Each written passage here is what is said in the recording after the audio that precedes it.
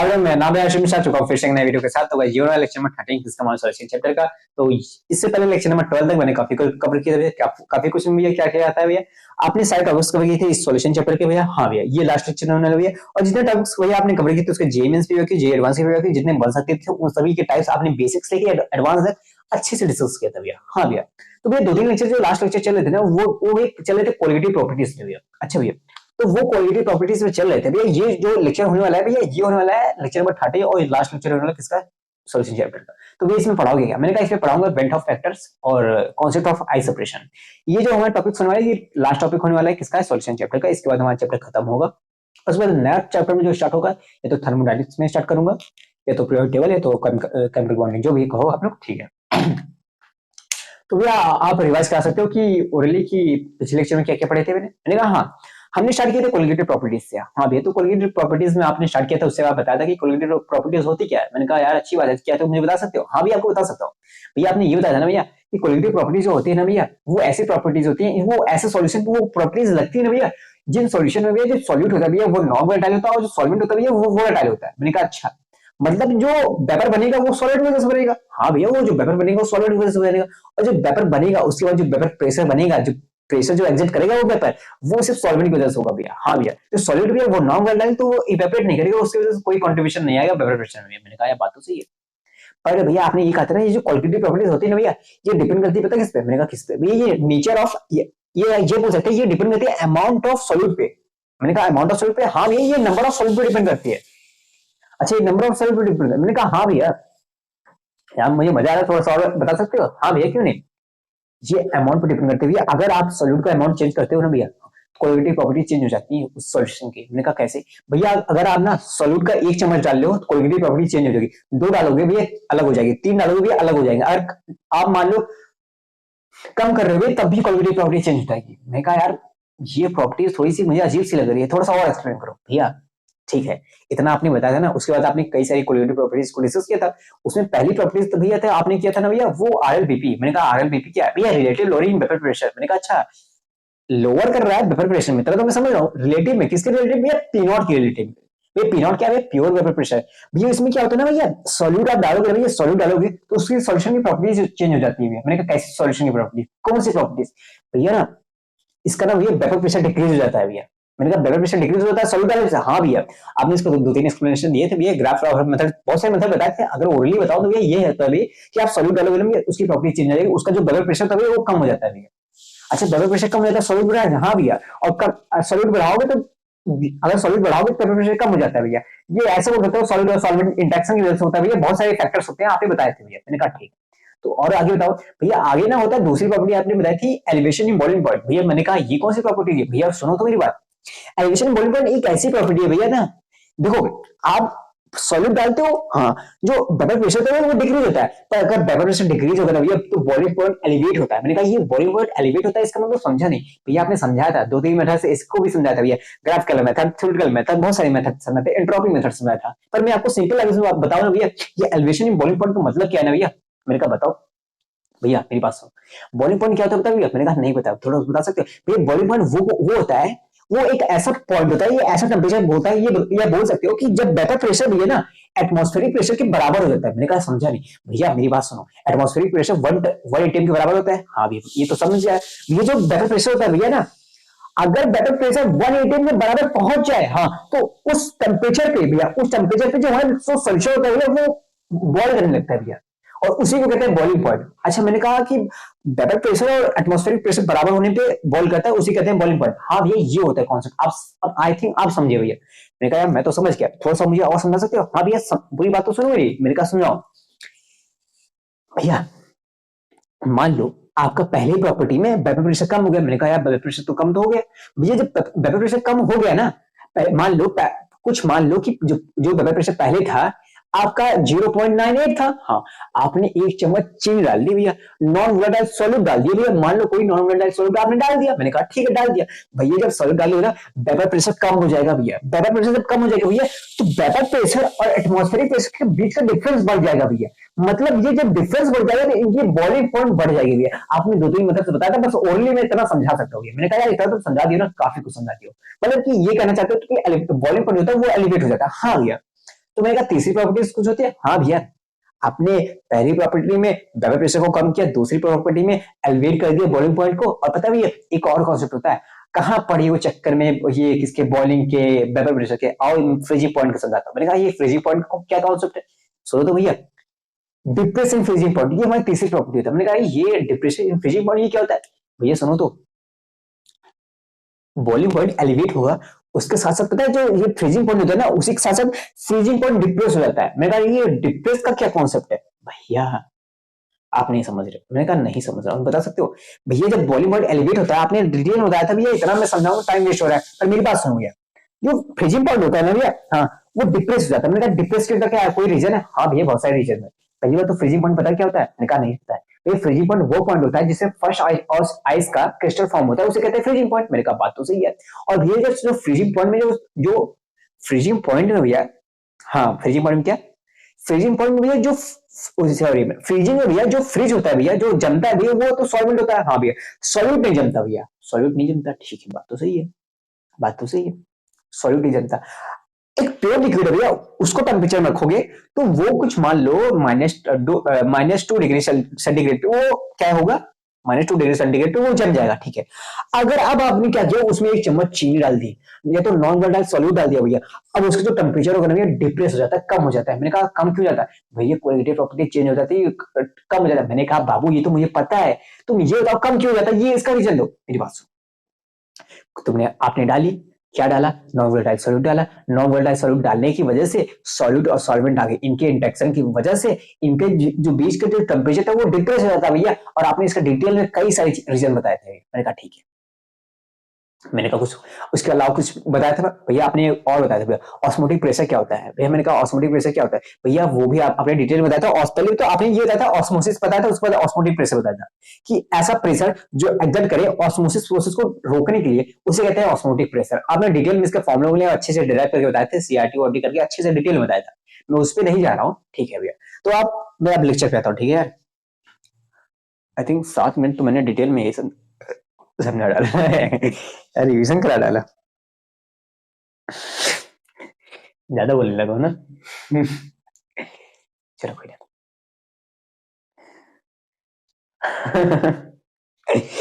अब चलो ठीक है, हाँ मैंने इतना क्यों बताया, पहली बात तो रीजन है। अब देखो तुम भूल ना जाओ, अब मैं जो ये सारे कॉन्सेप्ट को यूज करूंगा आगे वाले कॉन्सेप्ट में, ठीक है, तभी जाके बेसिक से लेके एडवांस तक बोल सकता हूँ यार इसे, ठीक है ना।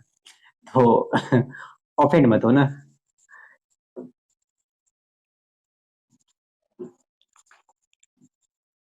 ये क्या ये कौन सी बड़ी बला है भैया, मैंने कहा कुछ नहीं लाडली, तुम जितना जल्दी चाहो उतना जल्दी समझा सकता हूँ। मतलब मैंने कहा जितना जल्दी चाहो उतना जल्दी समझा सकता हूँ, 1 मिनट में समझा सकता हूँ। कॉन्सेप्ट ऑफ सेपरेशन कोई थ्योरी नहीं है, बस मुंह से समझाऊंगा और फॉर्मुला लिखवाऊंगा, खत्म करूंगा। फॉर्मुला भी नहीं है, कुछ फॉर्मुला नहीं है भाई, जो पढ़ा है वही है, ठीक है जो पढ़ा है वही।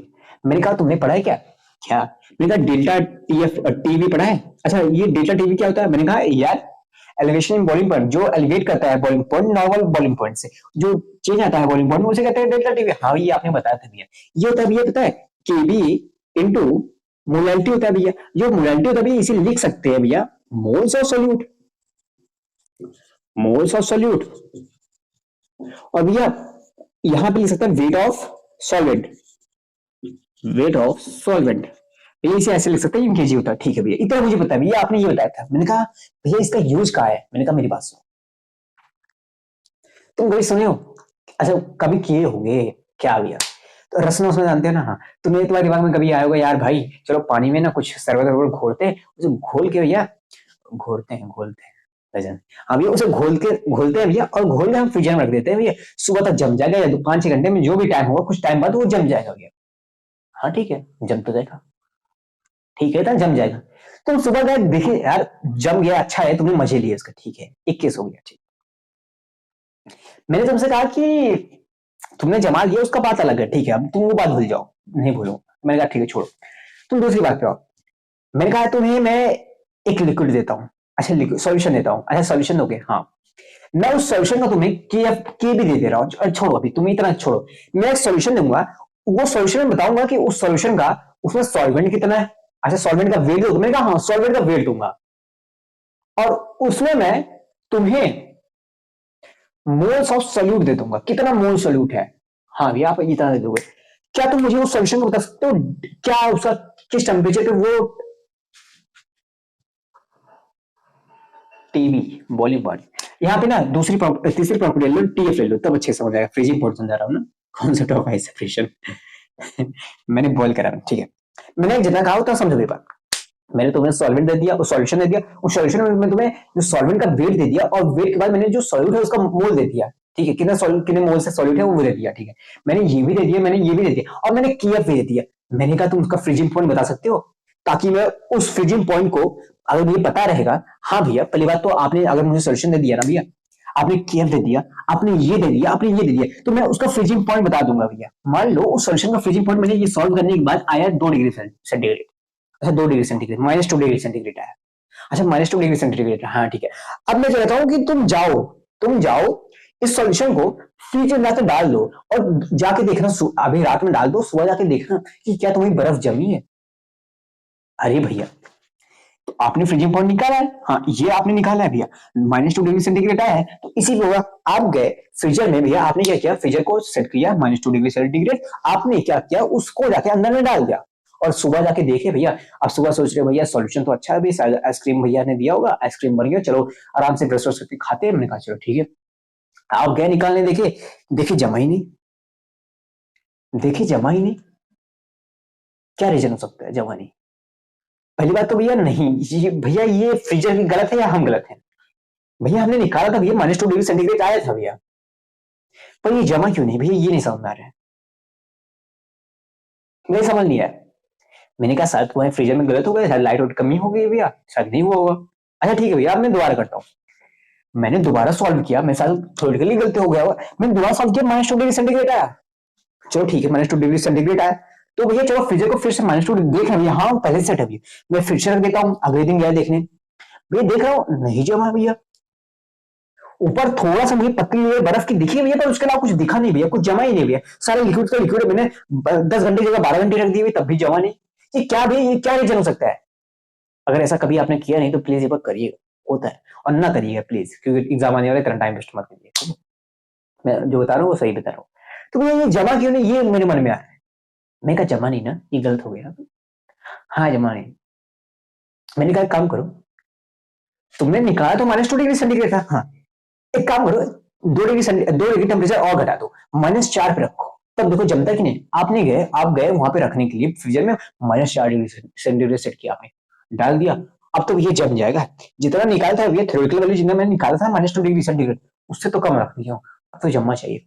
आप गए देखिए भैया, थोड़ा सा बर्फ की लेयर ऊपर से थोड़ी सी बड़ी थी, पर पूरा जमा ही नहीं। मैंने कहा ये क्या बात हो सकती है यार, तो ये बर्फ जम क्यों नहीं रहा, ये फ्रीजर खराब है क्या? नहीं नहीं फ्रीजर खराब नहीं है, अभी नया नया दिया था। तो क्या दिक्कत हो सकती है? मैंने कहा दिक्कत पता क्या हो रही है, समझ लिया। मैंने कहा अब आते हैं कॉन्सेप्ट पे। कौन सा कॉन्सेप्ट? मैंने कहा कॉन्सेप्ट ऑफ आइस सेपरेशन पे आते, पर उससे पहले मेरी बात तो शुरू करी, ठीक है भैया समझाओ। मैंने कहा तुमने ये जो सॉल्यूशन है भैया, इस बीकर को इसमें तुमने रख दिया, ठीक है भैया, इसके अंदर सॉल्यूट है सॉल्वेंट है, ठीक है, सॉल्यूट है सॉल्वेंट है, सॉल्यूट है सॉल्वेंट, ठीक है, इतना तो मुझे पता भी है, ठीक है। इसको आपने आके फ्रीजर में रख दिया, ठीक है, रख दिया। ऊपर ये पतली सी लेयर बर्फ की दिखी, पतली सी लेयर दिखी, पतली सी, बहुत पतली, छोटे टूट गए थे, उतनी पतली दिखी बस, और पूरा नीचे जमा ही नहीं भैया। ये रीजन क्या हो सकता है, पहले रीजन बता सकते हो भैया? मैंने कहा रीजन तो बता सकता हूँ, मैं बात सुनो। आपने जब निकाला -2 डिग्री सेंटीग्रेड, ठीक है, तो आप गए वहां पे रख दिए। आपको पता है फ्रीजिंग पॉइंट होता है क्या? अभी मैंने बताया था, या मैं पिछले लेक्चर में बताया था, फ्रीजिंग पॉइंट वो पॉइंट होता है जिसपे आइस का फर्स्ट क्रिस्टल फॉर्म होता है। हाँ आइस का फर्स्ट क्रिस्टल फॉर्म होता है, हाँ आइस का फर्स्ट क्रिस्टल फॉर्म होता है, उसे कहते हैं फ्रीजिंग पॉइंट, ठीक है। इसमें नई बात कौन सी है? ठीक है, पहला -2 डिग्री आपने निकाला था, उसमें क्या हुआ था पता है? आइस का फर्स्ट क्रिस्टल फॉर्म हुआ। अरे ठीक है भैया, पहले घंटे में, दूसरे घंटे में मान लो पहला क्रिस्टल फॉर्म हुआ, अगले जो 8 घंटे हुए, जो 10 घंटे बचे हुए, उसमें तो और फॉर्म होनी चाहिए थे भैया, हुआ क्यों नहीं? मैंने कहा रीजन पता है कि क्यों नहीं हुआ? हाँ नहीं पता भैया। मैंने कहा पता है तुम्हें जमता क्या पता है? हाँ भैया ये आपने बताया था, जमता जो है वो सिर्फ पानी, सॉरी, अगर पानी रहेगा तो पानी जमेगा, सॉल्वेंट जमेगा भैया, सॉल्यूट जमता नहीं है। मैंने कहा ये बात तो सही है तुम्हारी, चलो तुम समझे, काफी कुछ समझे। अब मेरी आगे बात सुनो, इसमें से सॉल्वेंट जो था, मान लो इसमें पानी था, चीनी था, ठीक है भैया, जो पानी था वो गया, थोड़ा सा पानी ऊपर गया, जम गया, ठीक है, वो पानी गया ऊपर, जम गया, पहला क्रिस्टल फॉर्म हो गया, एक पतली सी लेयर बना ली, ठीक है। अब भैया नीचे जो सॉल्यूशन बचा वो तो जमा ही नहीं। क्या रीजन? मैंने कहा मेरी बात सुनो, कुछ सॉल्वेंट अब चले गए, जम गए, हाँ, अब इनके अंदर सॉल्यूट और सॉल्वेंट तो दोनों होंगे, पर जो सॉल्वेंट की मात्रा होगी पहले के कंपेयर में कम हो गई होगी। हाँ भैया, पहले के कंपेयर में जो सॉल्वेंट की मात्रा होगी वो कम हो गई होगी, सॉल्वेंट की अमाउंट तो कम हो गया होगा। हाँ भैया, सॉल्वेंट का अमाउंट तो कम हो ही गया होगा, क्योंकि कुछ तो चली गई, जम गई। हाँ भैया, जम तो गई है, पर कुछ तो बची है भैया। पर पहले जितना होनी चाहिए थी उतना सॉल्वेंट नहीं रहे भैया। अब तो सॉल्वेंट तो उतना ही रहे, पर सॉल्वेंट की मात्रा कम हो गई है। तो इससे क्या हुआ? मैंने कहा बाबू मेरी बात सुनो, केएफ तो ठीक है, बताए मोल्स ऑफ सॉल्यूट इसके सॉल्यूशन में सेम है, इस अंदर वाले में मोल्स ऑफ सॉल्यूट सेम है, पर वेट ऑफ जो सॉल्वेंट है भैया, सॉल्वेंट की मात्रा कम हो गई, सॉल्वेंट का अमाउंट कम हो गया भैया। अगर सॉल्वेंट का अमाउंट कम हो जाएगा तो ये बड़ा हो जाएगा, टोटल सम करोगे तो इनका बड़ा हो जाएगा। हाँ भैया, और जब इनका सम टोटल बड़ा हो जाएगा, मल्टीप्लाई करोगे किससे? केएफ से, तो टोटल अमाउंट थोड़ा सा बड़ा आएगा। बड़ा आएगा कि नहीं आएगा? हाँ, जो पहले -2 डिग्री सेंटीग्रेड आता था वो अब कुछ जब बड़ा आएगा तो कुछ -4 डिग्री सेंटीग्रेड, -6 डिग्री सेंटीग्रेड, कुछ ना कुछ आएगा, जरूर आएगा। बात सही है? हाँ, मतलब भैया धीरे धीरे उनका फ्रीजिंग पॉइंट और डिप्रेस हो गया भैया, फ्रीजिंग पॉइंट और डिप्रेस हो गया। पहले क्रिस्टल तो फॉर्म हो गए, पर जो नीचे सॉल्यूशन बचा ना भैया, इनका फ्रीजिंग पॉइंट और डिप्रेस हो गया। इनको -4 डिग्री सेंटीग्रेड में रखोगे तब जाके जमेंगे। ये जो सॉल्यूशन है भैया, अंदर वाले ये बोल रहे हैं कि मुझे आप जितना जमना चाहिए था वो -2 डिग्री सेंटीग्रेड में जम गया, अब मुझे -4 में रखोगे तब जाके जमूंगा, ये बोल रहे हैं। अच्छा भैया, अब समझ में आया कि जब सॉल्वेंट चला जाता है तो सॉल्वेंट कम हो जाता है, जब सॉल्वेंट की मात्रा कम हो जाएगी टोटल मोलैलिटी बढ़ जाएगी, जब टोटल मोलैलिटी बढ़ जाएगी, मल्टीप्लाई करोगे केएफ से, टोटल जो डिफरेंशियल इन फ्रीजिंग पॉइंट है वो भी बढ़ जाएगा भैया। अब बढ़ जाएगा मतलब ये -2 से पहले था -4 या -6, जो बढ़ेगा ये कुछ ऐसा हो जाएगा भैया, और डिप्रेस हो जाएगा भैया। और डिप्रेस मतलब ये उसे और कम टेम्परेचर में रखना पड़ेगा भैया। यही तो है क्या कॉन्सेप्ट ऑफ हाई सेपरेशन। भी पूरा मैंने नहीं समझाया, पर इतना समझे तुम कि क्यों -2 डिग्री पे सेंटीग्रेड पे पूरा बर्फ नहीं जमा। समझे तुम? हाँ भैया। मैंने कहा ठीक है, -2 से काम करो, तुम -4 पे ले गए, ठीक है भैया। अब क्या हुआ, एक पतली सी और लेयर फॉर्म हुई, तो टोटल थोड़ी ऑलमोस्ट और थोड़ी सी मोटी लेयर फॉर्म हुई। अब उसके नीचे जो सॉल्यूशन बचा वो तो जमा ही नहीं। मैंने कहा क्यों नहीं जमा? अब तो पता है भैया, मुझे पता है क्यों नहीं जमा। मैंने कहा क्यों नहीं जमा? अब तो भैया पता है, सॉल्वेंट की मात्रा थोड़ी सी और ऊपर चली गई, बर्फ बन गई, और कम हो गई, मोलैलिटी और बढ़ गई, मोलैलिटी और बढ़ गई भैया, केएफ से मल्टीप्लाई करने पे जो डिप्रेशन इन फ्रीजिंग पॉइंट हो गया वो तो और बढ़ गया भैया। डिप्रेशन इन फ्रीजिंग पॉइंट और बढ़ गया भैया, मतलब कि जो पॉइंट है भैया वो -4 से आसपास -6 पर चला गया होगा भैया। जो भी रफली रफली -4 से तो डिप्रेस हो गया होगा भैया। और यही है भैया क्या कॉन्सेप्ट ऑफ आई सेपरेशन भैया। अभी पूरा कंप्लीट नहीं हुआ, फिर बोल रहा हूं, इतना समझे? हाँ भैया। तो अब क्यों जो थ्योरेटिकल वैल्यू -2 आती है उस पर पूरा क्यों नहीं जनता, समझे? हाँ भैया, ठीक है। आई थिंक कितना टाइम लग गया है इसे समझाने में? 18 मिनट। यार यार यार यार, अब देखो दिख रहा होगा ना, moles of solute upon weight of solvent. ये लाइट है ना, दिक्कत दे रही है। आई थिंक अब दिख रहा है ना। देखो यार, रात एक तो रात हो गई ना, एक बात समझा करो, समझ में आया? हाँ भैया। मैंने कहा -6 डिग्री पे अब जाके रखो। आप गए -6 डिग्री पे रखने के लिए, ठीक है, आपने रखा, आपने देखा कि जमना तो चाहिए, हाँ, पर थोड़ा सा और लेयर बढ़ा, पर बर्फ का पर पूरा जमा नहीं। क्यों? अब जो सॉल्यूशन नीचे बचा ना भैया, उसका जो फ्रीजिंग पॉइंट है और डिप्रेस हो गया भैया। हाँ। एक पॉइंट आएगा, एक टेम्परेचर आएगा जिसमें पूरा जम जाएगा, हाँ वो आता है भैया। एक टेम्परेचर ऐसा आएगा जिसमें जम जाएगा भैया।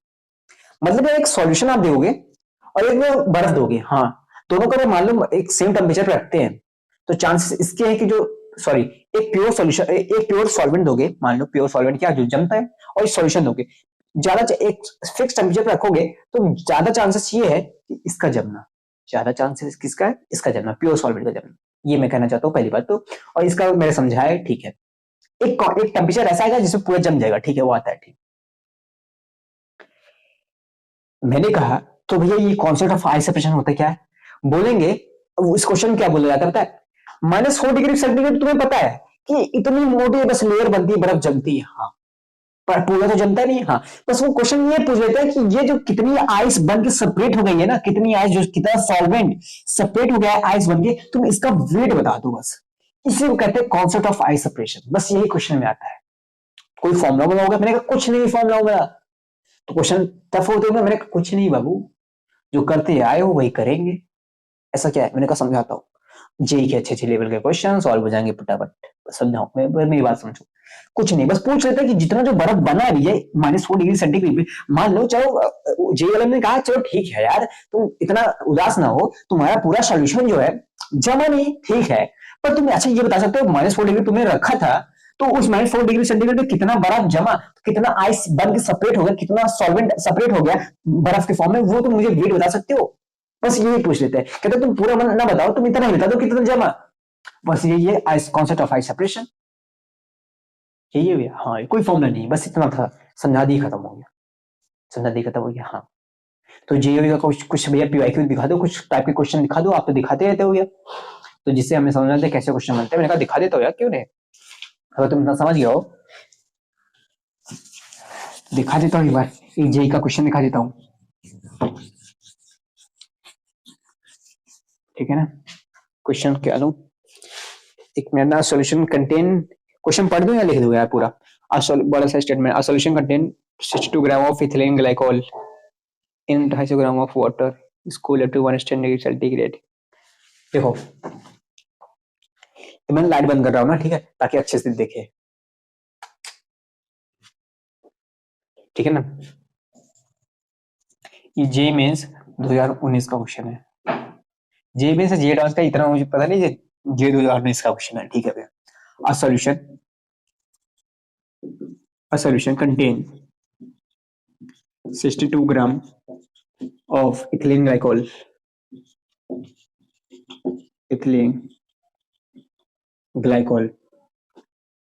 in ethylene glycol CH2OH in 250 gram of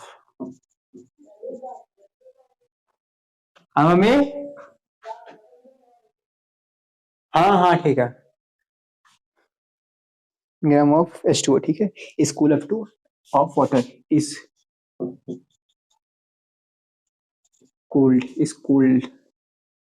देखो यार, सॉरी, ठीक है, अब यार स्मार्ट बोर्ड तो है नहीं, दुपट्टे से लिख दो, इसको लग to -2 degree centigrade if Kf equal to 1.86 kg per mole, then amount of water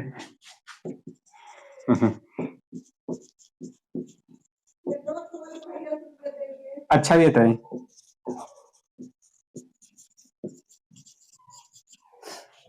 एक बार को यार,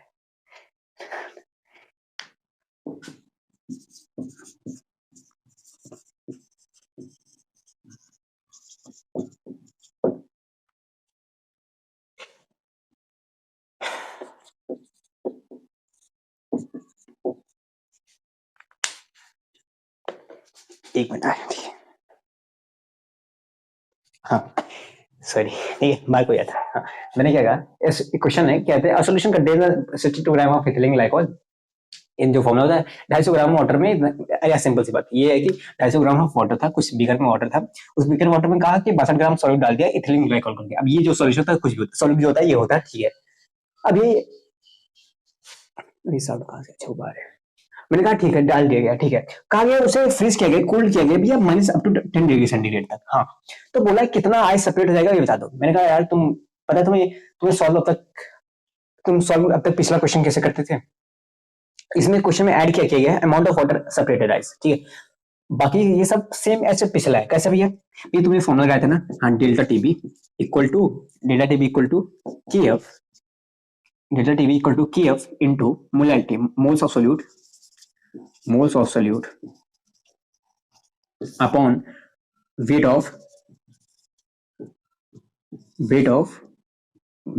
solvent क्या है, वाटर है, weight of water in kg, ठीक है भैया, मैंने कहा कि यहाँ पे किया क्या गिवन है भैया 1.86। ये डेल्टा टीवी क्या है भैया, डेल्टा टीवी गिवन है क्या, हाँ भैया डेल्टा टीवी क्या है -10 डिग्री सेंटीग्रेड, ठीक है -10 डिग्री सेंटीग्रेड इक्वल टू केवी क्या है 1.86 इंटू मोल्स ऑफ सॉलिड क्या है, मोल्स ऑफ सॉलिड कितना है भैया 62 ग्राम। अब ये मोल्स ऑफ सॉलिड भैया ये 62 ग्राम गिवन है, इसे मोल्स में खाना भैया, मोल्स अपॉन कहते हैं वेट अपॉन मोलर मास होता है, और इथिलीन ग्लाइकोल का जो वेट होता है वो कितना होता है 12 12 2 14 16 1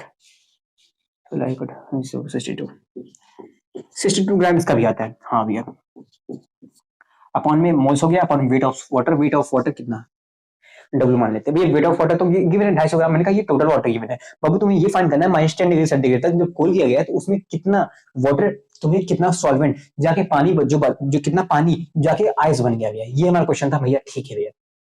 तो ये था भैया, इसमें से हम वेट निकाल लेते हैं भैया, वेट क्या आएगा भैया, देखो वेट क्या आएगा कि ये तो 1 आ गया टोटल, हाँ भैया 1 आ गया, वेट को डब्ल्यू को धर ले जाओगे, हाँ भैया 1.86 अपॉन 10 आ जाएगा, हाँ भैया अपॉन 10 आ जाएगा, जिसे सॉल्व करोगे आ जाएगा 0.186 केजी आ जाएगा भैया, क्योंकि जो वेट आता है भैया वाटर का वो केजी में आता है भैया, यहाँ पे केजी में था भैया, ठीक है भैया।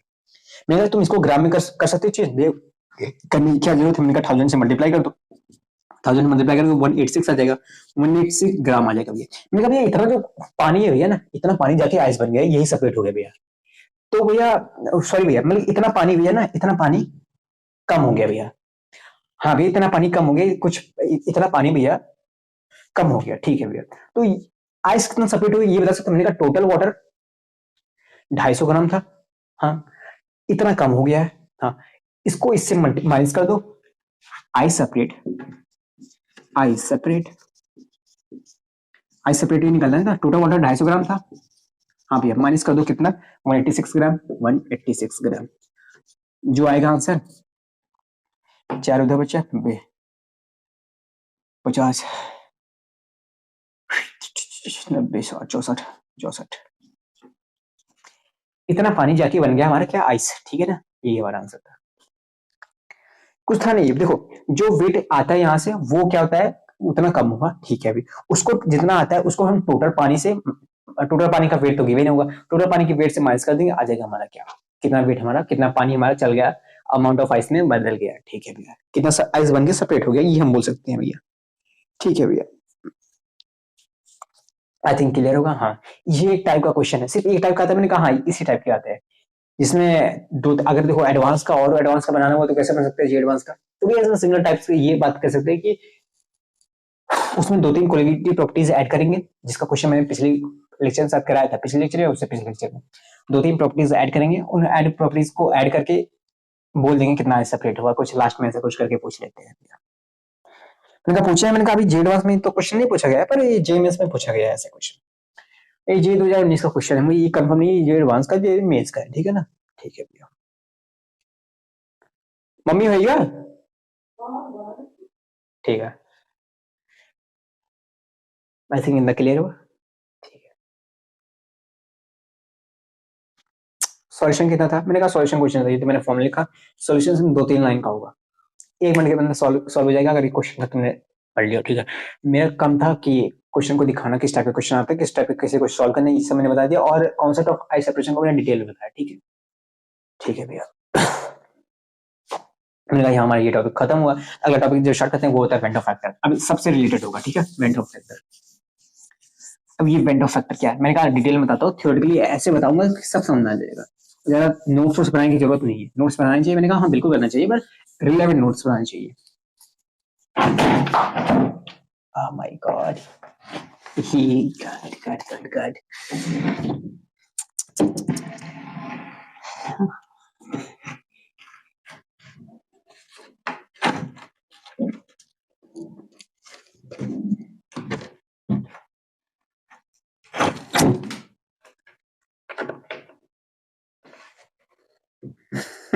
हो गया काम, वीडियो तुम्हारा बन गया यार, ये तो रुक ही नहीं रहा, एक काम करता हूँ,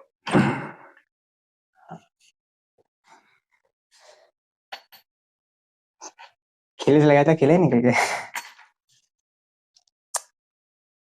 चलो ठीक है, आई थिंक इट इज विजिबल, हाँ थोड़ा सा नीचे आ गया ना, ठीक है, इसका ध्यान छोड़ो, इतना ध्यान दोगे कुछ नहीं कर पाओगे यार। आराम से हर्षित।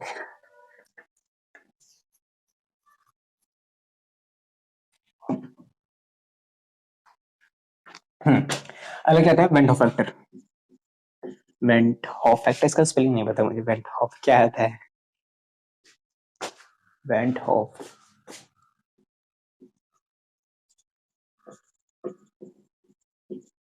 अभी वेंट ऑफ फैक्टर क्या बोला है, मैंने कहा कोई ऐसी बड़ी बात नहीं है, ठीक है ना, कोई ऐसी बड़ी बात नहीं है। वेंट ऑफ फैक्टर होता क्या है,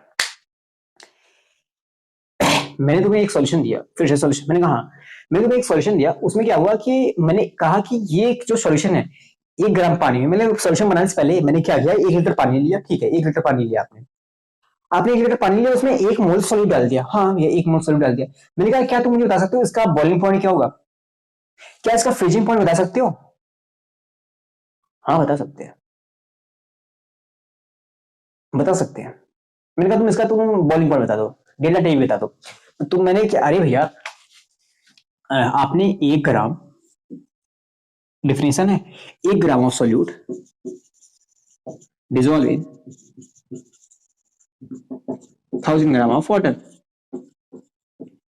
1000 ग्राम ऑफ वाटर मतलब एक लीटर पानी, ठीक है भैया।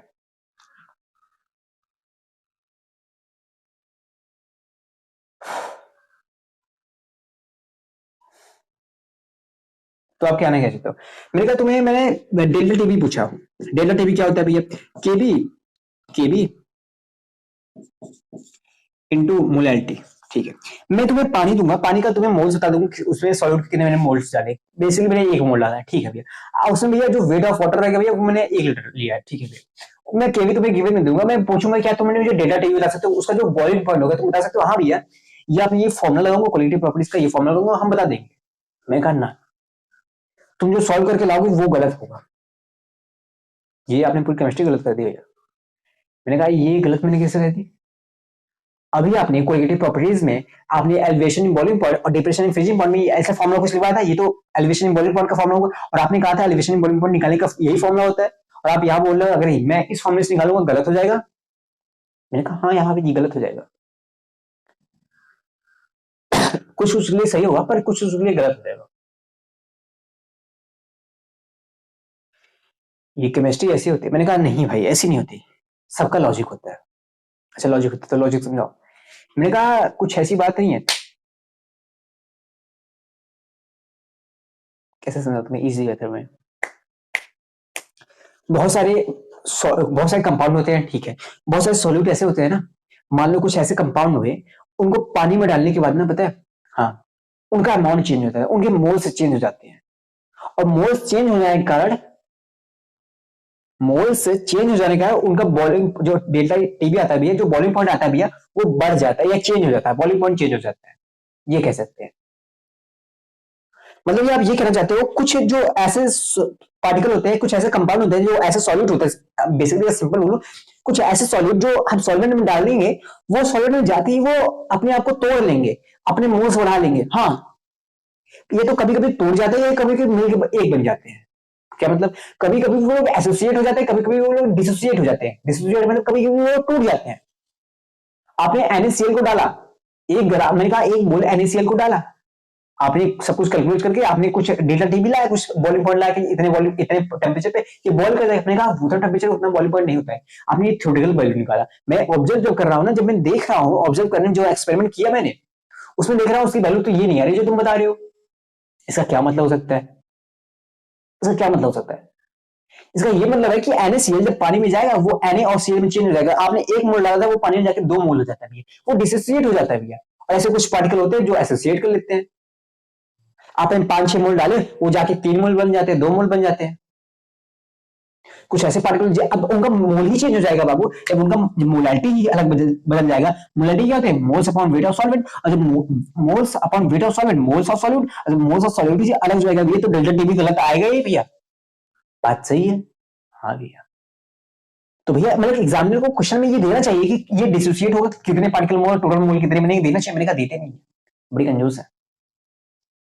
उसके लिए एक कॉन्सेप्ट है वेंट ऑफ फैक्टर, उसके लिए कॉन्सेप्ट है went of factor. Went of factor कुछ होता नहीं, बस यही है, कोई बड़ा सा खेल में समझना कि वेंट ऑफ फैक्टर कोई बड़ी चीज है, तो कुछ नहीं होता, सिंपल सा वेंट ऑफ फैक्टर यही है। नोट्स में क्या लिखो, मैंने कहा ये 2 लाइन लिख लो, 2 लाइन लिखने की जरूरत नहीं, इसको हटा दो। एक लाइन लिख दो, 1 gram of solute dissolve in 100 gram of water, 1000 gram of water, बस इतना खत्म। पर कुछ और तो होगा ना, ये ऐसे मत बोलो ना। मैंने कहा है। वेंट ऑफ फैक्टर ऐसा बोल सकते हैं कि वेंट ऑफ फैक्टर को हम डिनोट करते हैं आई से, ठीक है। वेंट ऑफ फैक्टर को हम लिख सकते हैं आई इक्वल टू जो आपने ऑब्जर्व किया, मतलब कि ऑब्जर्वेशनल वैल्यू, मतलब कुछ भी कौन सा क्वालिटेटिव प्रॉपर्टीज निकालना है, टीबी निकालने हैं, टीएफ निकालने हैं। मतलब आपने मान लो आपने बॉइलिंग पॉइंट निकाला, ठीक है, टीबी निकालो, टीबी ऑब्जर्वेशनल वैल्यू अपॉन वही बॉइलिंग पॉइंट को भी है जो आप थ्योरेटिकल वैल्यू निकालोगे, थ्योरेटिकल जो आप सॉल्व करके निकालोगे, और आपने जो एक्सपेरिमेंट करके निकाला थ्योरेटिकल वैल्यू, थ्योरेटिकल, ठीक है ना भैया। इन्हीं का जो रेशियो था भैया उसे कहते हैं वेंट ऑफ फैक्टर। अच्छा, वेंट ऑफ फैक्टर कहते हैं, हाँ भैया। मुझे मतलब किससे है भैया, मुझे तो वो ऑब्जर्वेशन वैल्यू, जो ऑब्जर्वेशन वैल्यू आपने जो एक्सपेरिमेंट करके निकाला वो सही वैल्यू है, हाँ भैया, मुझे वो पता करना है भैया, क्या उसका कोई फॉर्मूला है। मैंने कहा हाँ फॉर्मूला है, मतलब हमें वही चाहिए ना जो ऑब्जर्वेशन वैल्यू आए, तो बेसिकली यही चाहिए, हाँ भैया यही चाहिए। एक काम करते हैं ना, अगर आप मेरा आंसर आप थ्योरेटिकल वैल्यू जो गलत आ रहा है, एक काम करते हैं उसे आने देते हैं, हम आपका आंसर निकालते हैं, जो आप जो चाहते हो ना, जो सही वैल्यू आती है, जो ऑब्जर्व करके निकालो, वो हम उसे निकालते हैं। अब हम उसे कैसे निकालते हैं, आई think it is recording, it is recording, या गलत इंग्लिश बोली, ठीक है भैया। तो वो कैसे निकालें, मेरा थ्योरेटिकल वैल्यू तुम्हें निकालनी आती है, हाँ। ये जो आई की वैल्यू है ना, वेंट ऑफ फैक्टर इसे कहते हैं आई, हम इसे निकालना सीखेंगे, इसे निकालना सीखेंगे, हाँ। इस थ्योरेटिकल वैल्यू को हम, अगर हम थ्योरेटिकल वैल्यू निकाल लेंगे, हम एक काम करते हैं ना, आई की वैल्यू हम निकालना सीख जाएंगे अभी तक, हाँ। इस थ्योरेटिकल वैल्यू हमें निकालना आता है भैया, इसे मल्टीप्लाई करेंगे किससे, टीबी थ्योरेटिकल से, डेल्टा टीबी थ्योरेटिकल से, हमें क्या मिल जाएगा, डेल्टा टीबी, टीबी ऑब्जर्वेशन मिल जाएगा ना। इसको अगर हम इधर ले जाएंगे मल्टीप्लाई करेंगे तो हमें डेल्टा टीबी ऑब्जर्वेशन मिल जाएगा, हाँ भैया। मतलब ये हम एक तो ये क्वालिटेटिव प्रॉपर्टीज आपने लिया और उसे मल्टीप्लाई कर दिया वेंट ऑफ फैक्टर से, हमारा सही आ जाएगा, हाँ भैया। अगर मान लो हम डेल्टा टीएफ ले लें, डेल्टा टीएफ, हम जो डेल्टा टीएफ वो निकालते हैं थ्योरेटिकली निकालेंगे, जो फॉर्मूले की वजह से निकालेंगे थ्योरेटिकली, हाँ भैया, उसे मल्टीप्लाई कर दे आई से, तो हमारा सही आंसर आ जाएगा। फ्रीजिंग पॉइंट जो डिप्रेस करे वो एग्जैक्ट आ जाएगा, हाँ भैया आ जाएगा, ठीक है, सही बात है, आ जाएगा। मैं कहा रिलेटिव लोअरिंग वेपर प्रेशर ले लो, उसको मिलाओगे, उसे आई से मल्टीप्लाई कर दो, रिलेटिव लोअरिंग वेपर प्रेशर होता है क्या, P not minus P S not P not, हाँ भैया, उसे मल्टीप्लाई कर देंगे आई से, उसका भी आंसर सही आ जाएगा, हाँ भैया उसका भी आंसर सही आ जाएगा। आई थिंक इट इज क्लियर, हाँ भैया it is clear, side out सब क्लियर हो गए, हाँ भैया। अब ठीक है भैया, हमें सब मिल गया, अब हमें बात आई ये आई को कैलकुलेट कैसे करते हैं, आई को कैलकुलेट कैसे करते हैं। अब आई को कैलकुलेट करने का 2 केस आता है भैया। मैंने कहा 2 केस कैसे आता है यार, मैंने तो नहीं पढ़ा भैया। केस बनती है, पहले केस में मान लो हम सॉल्यूट डालते हैं, वो डिसोसिएट करके जाए, वो टूट जाते हैं, तो उनमें आई का वैल्यू कुछ अलग होगा ना भैया, हाँ भी उनमें कुछ फ्रीजिंग पॉइंट जो डेल्टा टीवी आएगा वो कुछ अलग होगा ना, हाँ भी।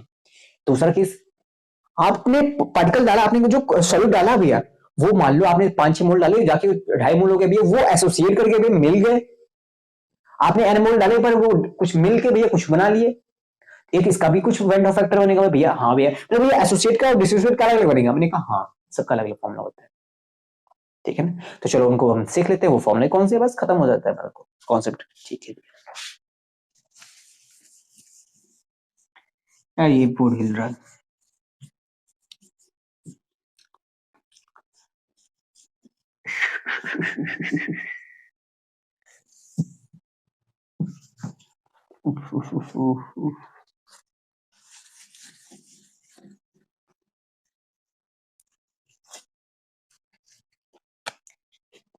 यार calculation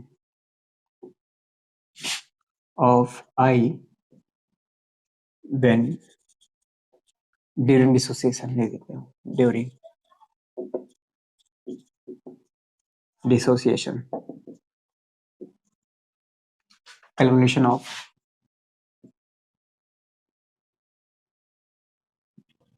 I during association, during association, ठीक है भैया। 2 चीजें हैं, ठीक है, मैंने कहा ठीक है। थोड़ा सा मैं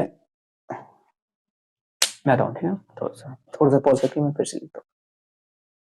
हाँ भाई देखो, अब देखो अभी मैं लाइट बंद कर रहा हूँ इसलिए कि सब कुछ साफ साफ दिख रहा है भैया। भैया आपने बोलेगा तो लिख के डरवा दिया, मैंने कहा देखो यार डरवा रहे नहीं हूँ मैं, थोड़ा सा ठीक है, मुझे कहीं जाना है ना, मुझे कहीं जाना है। अच्छा एक्सक्यूज दे दीजिए। मैं कहा देखो यार देखो, आपको मैंने इतना जल्दी पूरा लिख के दे दिया बोर्ड में, देखो मेरे पास स्लाइड तो है नहीं, तो मैंने सारा लिख के दे दिया। अब डर रहा होगा ना, मैं डर लग रहा होगा कि भैया ये समझ में नहीं आया, मैं कहा समझा रहा हूँ, मेरी बात सुनो, समझा मैं लिख के सकता है, ऐसे ज्यादा टाइम लग सकता है। अब मैं जहां यहाँ पे उंगली रख रहा हूँ बस वहां पे देखना और सबको ऐसा ज्यूम करना, कुछ लिखा ही नहीं, ठीक है भैया। आपने कहा कैलकुलेशन करना है वेंडर फैक्टर का ड्यूरिंग डिसोसिएशन, मैंने कहा ठीक है, ड्यूरिंग डिसोसिएशन मतलब कि पार्टिकल जाके आपने कुछ सॉल्यूट डाला भी है, वो जाके टूट जाते हैं भी, मैंने कहा हाँ वो जाके टूट जाते हैं, वो कई सारे मोल्स बन जाते हैं। आपने एक मोल डाले वो जाके 3-4 मोल बन जाते हैं, उनका कुछ कैलकुलेट करना है। हाँ ये वेंडर फैक्टर होता है क्या भैया, ये वेंडर फैक्टर वो फैक्टर होता है मतलब कि वो रेशियो होता है भैया, भैया ऑब्जर्वेशनल रेशियो और थ्योरेटिकल रेशियो का अगर आप डिवाइड कर दोगे, उनके जो ऑब्जर्वेशन और theoretical ratio, theoretical observation value और जो थ्योरेटिकल वैल्यू होती है उनका जो रेशियो लोगे भैया वही वेंडर फैक्टर होता है भैया, ठीक है भैया। मैंने कहा भैया मान लो मेरे पास एन पार्टिकल है, बहुत सारे एन पार्टिकल, एक पार्टिकल है वो जाके एन पार्टिकल्स में टूट गया भैया, एन पार्टिकल में बहुत सारे पार्टिकल में टूट गया भैया, ठीक है। इनिशियली मेरे पास कंसंट्रेशन सी था, इनिशियली मेरे पास कंसंट्रेशन सी था, इतने मोल थे, सी मोल थे भैया, और इनिशियली में ये 0 थे भैया, अभी टूटे कुछ नहीं थे, मैंने कुछ रिएक्शन ही नहीं किया भैया, डाला ही नहीं, मेरे पास इतने मोल थे, ठीक है भैया। मैंने क्या किया, डाल दिया, मैंने क्या किया इस सी को मैंने पानी में डाला, हाँ भाई, तो कुछ जाके उसमें टूट गया भैया। अब जो टूट गया भैया मान लो अल्फा टूटे, अब अल्फा क्या होता है, मैंने कहा अल्फा कहते हैं डिग्री ऑफ डिसोसिएशन, मैं इक्विलिब्रियम में अच्छे से बताऊंगा कि अल्फा क्या होता है, डिग्री ऑफ डिसोसिएशन क्या होता है भैया। मैंने कहा तुम ये समझ लो कि एक में से, एक मोल में से जितना टूटता है, एक मोल में से जितना टूटता है उसे कहते हैं अल्फा, एक में से जितना टूटता है उसे कहते हैं डिग्री ऑफ डिसोसिएशन कहते हैं उस पार्टिकल का, ठीक है भैया। अगर मान लो भैया पूरा टूट गया, तो अगर मैंने कहा पूरा टूट जाएगा तो डिग्री ऑफ डिसोसिएशन 1 हो जाएगी, अगर पूरा नहीं टूटा तो डिग्री ऑफ डिसोसिएशन 1 से कम रहेगा, ये तो क्वेश्चन गिवन रहेगा, ठीक है भैया। यहाँ पे आपने बोला कि अल्फा पार्टिकल टूट गया, मैंने कहा हाँ एक में से अल्फा टूट जाएगा, हाँ उसे सी से मल्टीप्लाई करेंगे, कितने मोल से लिए थे भैया, ठीक है। तो यहाँ पे एन सी अल्फा हो गया भैया, ठीक है, इतना समझे भैया। मेरा डेरिवेशन नहीं समझना तो एक फॉर्मुला लास्ट में है यू समझ लो, ठीक है, पर ऐसे थोड़ा थोड़ा समझ लो, इतना ध्यान डेरिवेशन पे नहीं देना है, ठीक है भैया।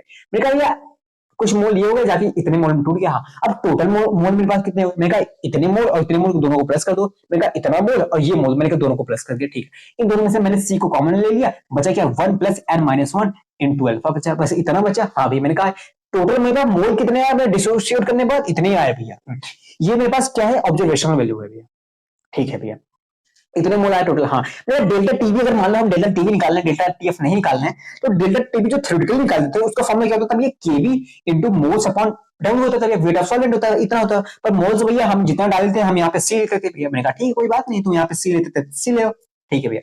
यहाँ पे मोल्स मैंने भैया थ्योरेटिकल वैल्यू में भैया मैंने सी लिया था भैया, मैंने कहा तुमने सी लिया था तुम यहाँ पे सी डाल लो, ठीक है भैया। पर ये जो ऑब्जर्वेशनल वैल्यू है भैया उसमें मोल्स चेंज हो गया भैया, उसमें तो केवी तो सेम है, डब्ल्यू तो सेम है, पर भैया जो मोल्स है भैया वो अलग हो गया। मैंने कहा ये लिख दिया, मैंने कहा ठीक है। मैंने कहा वेक्टर फैक्टर होता क्या भैया, ऑब्जर्वेशनल भैया, ऑब्जर्वेशनल डिवाइड बाय थ्योरेटिकल भैया, उल्टा मैंने लिख दिया, ठीक है। ऑब्जर्वेशनल ऊपर रहेगा, थ्योरेटिकल नीचे रहेगा, ठीक है भैया। डिवाइड कर देंगे इन दोनों को, जब डिवाइड करेंगे भैया तो केवी कट जाएगा, डब्ल्यू कट जाएगा, सी कट जाएगा, ये भैया ऊपर रह जाएगा क्योंकि ये ऊपर रहेगा, ठीक है। TV observational divide by TV theoretical value, ठीक है। इसे डिवाइड करेंगे तो भैया ये जो आई आएगा भैया 1 plus n minus 1 into alpha आ जाएगा, ठीक है ना। एक ये फॉर्मूला आ जाएगा किसका, ड्यूरिंग डिसोसिएशन। अब कैसे फॉर्मूले में कैसा क्वेश्चन यूज होगा मैं बताता हूँ, कुछ नहीं है, कुछ नहीं, सिर्फ इसका काम है कि वेक्टर फैक्टर कैसे निकालते हैं, और वेक्टर फैक्टर निकालना कोई बड़ी बात नहीं है, 2 चुटकी को खेले से 10 सेकंड के अंदर निकालेगा, ठीक है, ओके भैया। मैंने ये कर लिया डिसोसिएशन ड्यूरिंग, ठीक है। Calculation of i during association, I think it is clear, हाँ। Calculation of i during association, भैया एसोसिएशन में मतलब क्या, मैंने 5 मोल डाले वो जाके 2.5 मोल हो गए। अब क्या मतलब है कितने मोल जुड़ गए भैया, कुछ ये कुछ ऐसा होता है, हाँ भैया, तो उसमें वेक्टर फैक्टर अलग हो जाता है भैया, ठीक है। देखते कितने जोड़ कितने गए, एसोसिएट कितने हो गए, ठीक है भाई, वो देखते हैं। मैंने कहा मैंने एन मोल्स लिए थे, कुछ एन मोल्स लिए थे, बहुत सारे मोल्स लिए थे, डाल दो भैया वो एन मोल्स हो गए, ठीक है कोई बात नहीं। मैंने इनिशियली सी मोल लिए थे भैया, वो जाके अभी इनिशियली में 0 मोल यहाँ पे है, फिर सी में से 1 माइनस बीटा। अब बीटा क्या होता है, मैंने कहा डिग्री ऑफ एसोसिएशन। अब डिग्री ऑफ एसोसिएशन क्या होता है, मैंने कहा एक में से कितने पार्टिकल, एक मोल में से कितने एसोसिएट कर रहे हैं उसे कहते हैं डिग्री ऑफ एसोसिएशन, उसे हम बीटा से डिनोट कर दिया, ठीक है भाई। एक में से कितने एसोसिएट कर रहे हैं, ठीक है भाई, उसे मल्टीप्लाई कर दिया सी मोल से क्योंकि हमारे टोटल मोल सी थे, ठीक है। तो सी बी अपॉन में एन कितने मोल एसोसिएट हुए भैया, इतना हो गया, ठीक है भैया। मैंने कहा टोटल मोल्स बता सकते हो, हाँ भैया, इसको प्लस कर दो, टोटल मोल्स आ जाएगा भैया। जब प्लस किया भैया, इसको प्लस किया, सी कॉमन लिया भैया, ये हमें पास आ गया, ये डाटा आ गया, ठीक है। मैंने कहा ये तुम्हारे पास ऑब्जर्वेशन वैल्यू है, हाँ भैया ये ऑब्जर्वेशन वैल्यू है, ठीक है। मैंने कहा जो टीएफ है भैया, जो मान लो यहाँ पे टीएफ निकालते हैं, हाँ भैया चलो टीएफ निकालते हैं, ठीक है भैया। अब टीएफ क्या होता है भैया, आप केएफ के टीएफ भैया हमें पता नहीं है, KF into moles upon weight होता है भैया। और यहाँ पे आपने भैया मोल्स की जगह भैया आपने सी मोल लिया भैया, सी मोल लिया भैया। मैंने कहा ठीक है यार, पर भैया जो ऑब्जर्वेशन, ये तो थ्योरेटिकल वैल्यू हो गई, पर जो ऑब्जर्वेशन वैल्यू होते हैं भैया वो केएफ इनटू मोल्स अपॉन, ये जो मोल्स है भैया, यहाँ पे मोल्स अलग है भैया, हाँ मोल्स अपॉन डब्ल्यू भैया। अब ये मोल्स भैया यहाँ पे अलग है क्योंकि यहाँ पे एसोसिएट कर गया। मैंने कहा ठीक है, मैंने कहा वेंटर फैक्टर निकालते भैया। वेंटर फैक्टर होता है क्या भैया, भैया TF observational upon TF theoretical भैया। हाँ जब इसको हम डिवाइड करेंगे, इससे डिवाइड करेंगे भैया, तो सारी चीज कैंसिल हो जाएगी भैया, सारी चीज कैंसिल हो जाएगी भैया। तो बचेगा क्या भैया, सिर्फ ये बचेगा भैया। तो वेक्टर फैक्टर क्या है, 1 plus 1 minus 1 upon n into beta आ जाएगा, तुम्हारा ये आ जाएगा। ये ड्यूरिंग एसोसिएशन, ये ड्यूरिंग डिसोसिएशन, ये फॉर्मूला, बस हमें ये फॉर्मूला याद करना है, ये फॉर्मूला। बाकी ये सब हमें ऐसे नॉर्मल समझ लेना है। हम जब प्रैक्टिस करेंगे, रिवाइज करेंगे, तो हमें इतना कुछ नहीं करना है, ठीक है ना। रिवाइज करने में हमें ये सब कैंसिल करना है। ये नोट्स जब बनाते वक्त तुम बीच सेंटर में ये सब लिखना, साइड में एक लाइन ऐसा खींचना, जब एक नोट्स लिखना, एक मान लो ये पूरा नोट्स है, सब कुछ तुम ये लिखना, मेन पॉइंट लिखना, इंपॉर्टेंट नोट्स जो हमारे थोड़ी जो डेरिवेशंस होंगी उनको साइड में किया करो, एक पे लाइन खींचा करो, लाइन के साइड में सब कुछ किया करो वो डेरिवेशन, ठीक है भैया। हम जब रिवाइज करते वक्त हम देखते हैं भैया मेन में क्या है, इंपॉर्टेंट क्या है, इंपॉर्टेंट क्या है, ये इंपॉर्टेंट पर भैया ये फॉर्मूला आएगा ऐसे। अच्छा इसका डेरिवेशन मैंने किया था, साइड में देखोगे, उसी साइड में देखोगे, तो लाइन खींचोगे बाबू तो उसी साइड में देखोगे, अच्छा ये डेरिवेशन ऐसे किया था हम ये। तो इससे क्या होगा ना, हमारा जो नोट्स मेकिंग हो रहा है उसका टाइम कम हो जाएगा। पहली बार तो बड़ा जो नोट्स बनाते हैं कि हम ये तो बड़ा नोट्स हो गया, अब छोटा नोट्स बनाते हैं, अब छोटा नोट्स बनाते हैं, वो काम हो जाएगा, ठीक है। आपका टाइम का इफिशिएंसी अच्छे से, मतलब टाइम का अच्छे से यूटिलाइज कर पाओगे, ठीक है भैया, ठीक है ना। Calculation of i during dissociation, मैंने ये फॉर्मूला लिखा है, calculation of i during association. अब भैया ये फॉर्मूला क्वेश्चन बन सकते हैं। मैंने कहा क्वेश्चन कैसे, कोई बड़ी बात नहीं है क्वेश्चन बनना, ठीक है ना।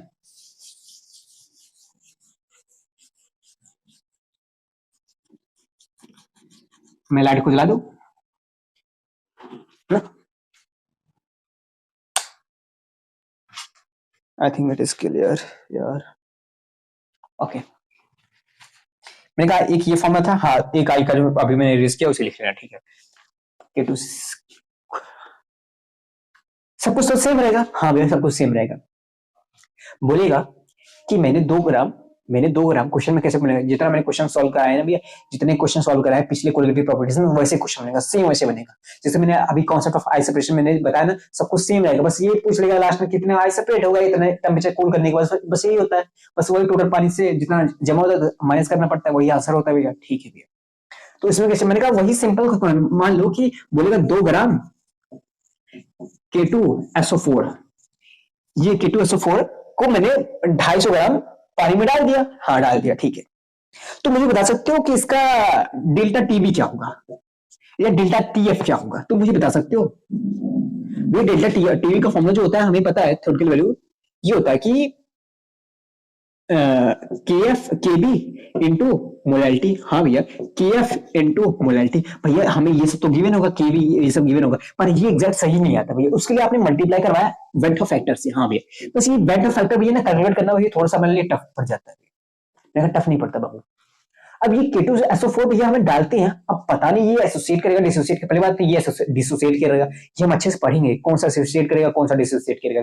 अब ये तो सॉल्ट है भैया, हाँ ये जाके डिसोसिएट करेगा, हाँ भैया डिसोसिएट करेगा। मैं कहा इसका वेक्टर फैक्टर बाबू निकाल सकते हो K2SO4 का, भैया पहले हमें ये पता होना चाहिए कितने में टूटेगा ये। पहले ये जो फॉर्मूला है I इक्वल टू, सॉरी मैंने कुछ एक चीज एक्सप्लेन नहीं की, I equal to 1 plus n minus 1 into alpha, हाँ ये है हमारा फॉर्मूला। हाँ ये किसका, हमें ये आई फाइंड करने का। तो भैया इसमें n क्या होता है, मैंने कहा जो n होता है ना, ये होता है कितने पार्टिकल्स में टूटा, n होता है, ठीक है भैया।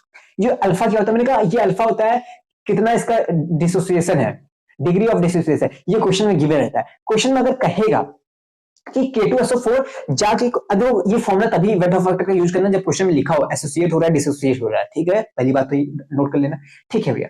ये क्वेश्चन में लिखा रहेगा, मान लो लिखा रहेगा it completely dissociate, it completely associate.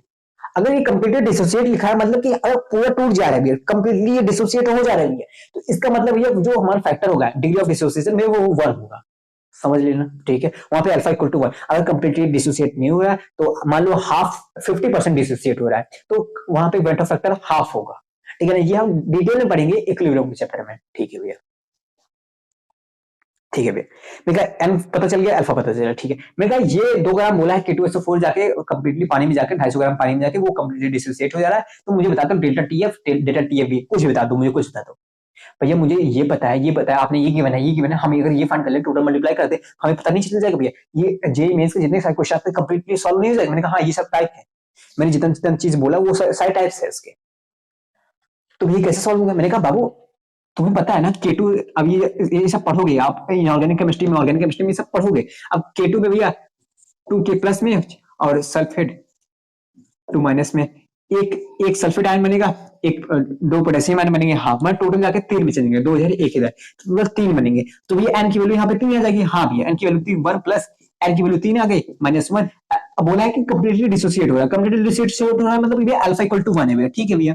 1 plus 2 हो जाएगा भैया इक्वल टू 3 आ जाएगा भैया, वेंट फैक्टर 3 होगा भैया। अब यहाँ पे भैया 3 से मल्टीप्लाई कर देंगे। अब हमें टोटल सब कुछ कैलकुलेशन वैसे करना है जैसे हम कर रहे थे क्वालिटेटिव प्रॉपर्टीज में भैया, बस सेम कैलकुलेशन, ये भी गिवन है, ये भी गिवन है, हम तो ये पता कर लिए भैया, बस खत्म हुआ। मैंने कहा वो समझाना थोड़ा सा मुझे टफ पड़ गया, समझाना और आपके लिए समझना थोड़ा सा ये टफ पड़ गया, पर टफ है नहीं कुछ, आई थिंक समझ रहे ना, ये टफ है नहीं कुछ, बस वही वेक्टर फैक्टर ये फॉर्मूला अगर तुम रटा है ये किसके लिए है, डिसोसिएशन के लिए। एसोसिएशन का फॉर्मूला याद कर लो, 1 plus 1 minus 1 minus 1 upon n into alpha जो भी बीटा जो भी आता है, ठीक है भैया।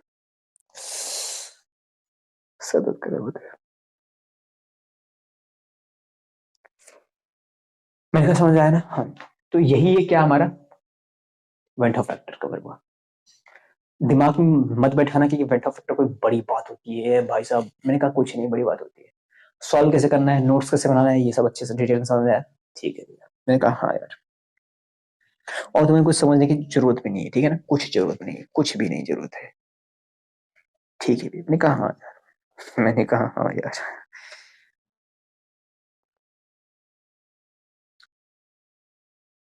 ठीक है ना बाबू।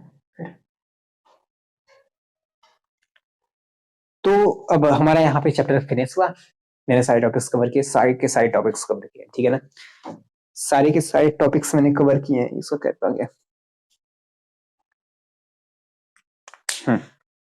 तो मैंने यहाँ पे सॉल्यूशन चैप्टर के मैंने सारे टॉपिक्स कवर किए हैं, जे मेंस के जे एडवांस के मैंने सारे टॉपिक्स कवर किए हैं, ठीक है। सारे टाइप के क्वेश्चन कवर किए जितने टाइप के क्वेश्चन बन सकते हैं। अब जो बुक आती है सबसे महंगी बुक तो आपके हिसाब से कि जे मेंस में जे एडवांस के लिए जो अच्छी बुक होती है वो एन अवस्थी होती है, एन अवस्थी होती है। तो तुम्हें पता है मैंने सारे वो, अब तुम कोई भी बुक उठा लो ना, क्वेश्चन सॉल्व करोगे सारी बुक के क्वेश्चन सॉल्व हो जाएंगे। अब एन अवस्थी में जितने भी सारे दिए गए हैं, अगर थ्योरी की बात करें, case of evaporation, case of condensation, इन सबको अलग करके बताया गया, मैंने भी अलग करके बताया। अलग करके बताया क्या कॉन्सेप्ट भैया, वो सर जो थे वो समझाना ये चाहते थे इजी वे में कि ऐसे ऐसे समझ के ऐसे ऐसे क्वेश्चन फ्रेम हो जाते हैं, ऐसे जेडवाल का क्वेश्चन फ्रेम हो जाता है, ऐसे डिस्टिलेशन प्रोसेस ये सब करके अच्छे से बताया था। मैंने भी वही बताया था, सब कुछ सेम ऐसे बताया था, डिटेल में बताया था, जो चीज स्टॉक्स में नहीं गिवन थी मैंने वो चीज बताई थी, और जितने क्वेश्चन बन सकते हैं मैक्सिमम क्वेश्चन मैंने एनओसी टाइप के क्वेश्चन भी लिए थे भैया, हाँ भी आपने वो भी लिए, ठीक है ना, ओके भैया। तो बेसिकली मेरा पर्पज ये है कि जे मेंस, अब देखो जे मेंस देखिए अब 5 साल में आने वाला है, उसके बाद जे एडवांस होगा, जे मेंस का उसके बाद सेकंड एग्जाम होगा अप्रैल में, एक तो जनवरी में होता है, ठीक है भैया। तो मेरा मतलब ये है कि अब तुम लोग पीवाईक्यू के पीछे इतना कैसे भागना, पता है ये नहीं कि पीवाईक्यू का बुक उठा लिए सॉल्व करते जा रहे ऐसे नहीं। अब तुम्हें चैट जीपीटी खोलना है, चैट जीपीटी खोलना है, कोई भी एआई जो भी आप यूज करते हो, कोई भी चैट बॉक्स यूज करते हो, या तो पेड हो या तो फ्री हो, कुछ भी हो, आप बेसिकली यूज कर सकते हो चैट जीपीटी, ठीक है। उसमें डालना है सोल्यूशन चैप्टर या कोई भी चैप्टर डालना है, थर्मोडायनामिक्स चैप्टर, मैथ का इंटीग्रल, कुछ भी डालो यार, ठीक है, फिजिक्स का कुछ भी डाल लो, कोई भी चैप्टर डालो, उसमें डालो कितने टाइप के क्वेश्चन बने हैं फ्यूचर पास्ट में, कितने बने हैं, कितने टाइप के क्वेश्चन बन सकते हैं, ये तो ये डालो, सिंपल से बात ये डालो, जितने मन में आपके क्वेश्चन आएगा सब डाल दो उसमें, लेकिन सिंपल से ये डालो कि कितने टाइप के पीवाईक्यू फॉर्म हुए, सारे टाइप के पीवाईक्यू के एक एक क्वेश्चन मुझे दे दो, जितने आपके बने होंगे 10-15 टाइप के सब साइज सॉल्व कर लो। बल्कि ऐसे क्या होगा ना, आपका दिमाग थोड़ा सा तेजी तेजी से बूस्ट होगा, ठीक है ना, हाँ बेसिकली यही होता है। अब ऑनलाइन वाले बच्चे हो यार, काफी ज्यादा प्रेशर होगा 2 साल के अंदर, तुम डिस्ट्रैक्ट भी रहते हो, सोशल मीडिया चलाना है, ये चलाना है, वो करना है, ये करना है, वो करना है, काफी कुछ चलाना पड़ता है। सब कुछ मैनेज करना पड़ता है, इतनी रिस्पॉन्सिबिलिटीज है तुम्हारे ऊपर। तो तुम सोच सकते हो तुम्हें स्मार्टली मेहनत करनी चाहिए, ठीक है ना। ठीक है भाई, स्मार्टली मेहनत करनी चाहिए, और क्या। मैंने कहा क्या, मैं एक चीज डिस्कस करना चाहता हूँ कि पता है जो छोटे बच्चे होते हैं, जो 11th में आते हैं 12th में आते हैं, वो बेसिक बेसिक मतलब देखो, जो बच्चे क्लास 10th से क्लास 11th में आते हैं, हाँ वो कुछ बच्चे चले जाते हैं ऑफलाइन, कुछ बच्चे चले जाते हैं ऑनलाइन। ऑनलाइन में आते हैं बैच में, और बैच में होता है मैथमेटिक्स का लेक्चर जो होता है, मैथमेटिक्स का लेक्चर, कुछ साइंस का लेक्चर, कुछ उन्हें टफ पड़ जाते हैं, वो लेक्चर देखना बंद कर देते हैं, कहते हैं बाद में देख लूंगा, बाद में देख लो। स्टार्टिंग में उन्हें समझ नहीं होती, समझ ना होने के कारण जल्दी बोल लो। मैंने कहा हाँ ठीक है, जल्दी सुन लो।